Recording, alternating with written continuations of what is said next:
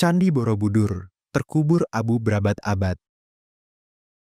Dengar-dengar, salah satu candi terbesar di dunia ini sempat hilang selama ratusan tahun, bukan karena dihancurkan, tapi karena benar-benar terkubur di bawah abu vulkanik dan hutan lebat, sampai nyaris terlupakan. Ini ceritanya. Kejayaan awal.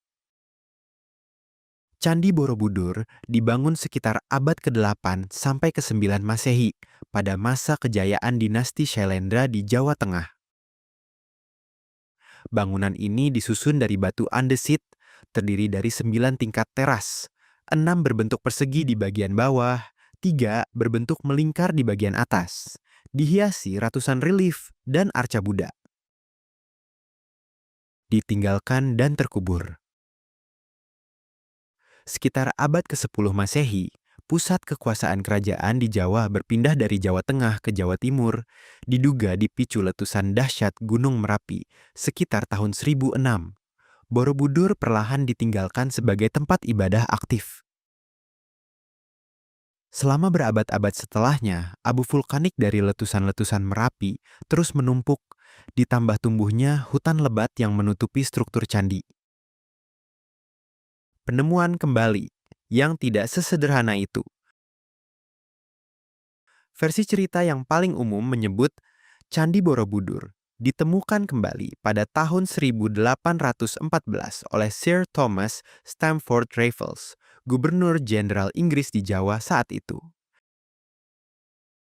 Setelah mendengar laporan soal reruntuhan batu berukir di sebuah bukit, Raffles mengutus insinyur Belanda bernama Cornelius yang mengerahkan sekitar 200 penduduk setempat untuk membersihkan lokasi dari pepohonan dan abu vulkanik yang menutupinya.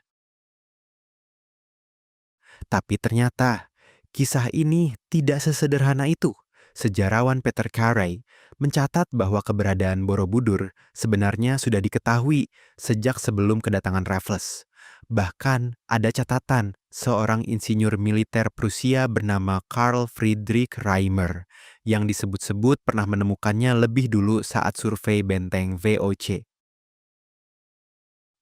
Ada juga catatan soal peran seorang tokoh Tionghoa Jawa bernama Tan Jin Sing, Bupati Yogyakarta saat itu, yang melaporkan informasi soal reruntuhan ini kepada Raffles jauh sebelum ekspedisi resmi dilakukan.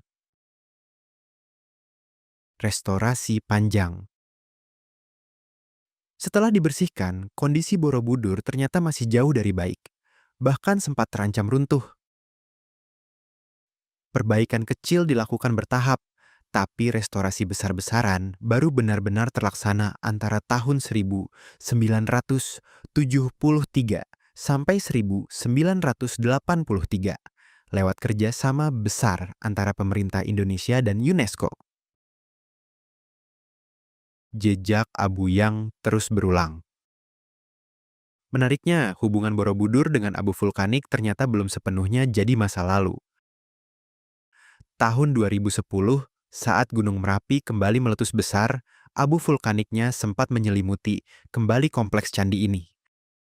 Kali ini bukan mengubur selama berabad-abad seperti dulu, tapi cukup membuat tim konservasi bekerja keras membersihkannya dalam hitungan bulan, berkat teknologi dan kesiapan modern yang jauh berbeda dari 1000 tahun lalu.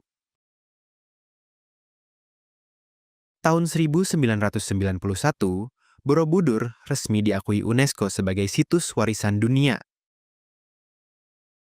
Dari bangunan yang sempat terkubur dan nyaris terlupakan, kini jadi salah satu situs paling dikunjungi dan dihormati di Asia Tenggara.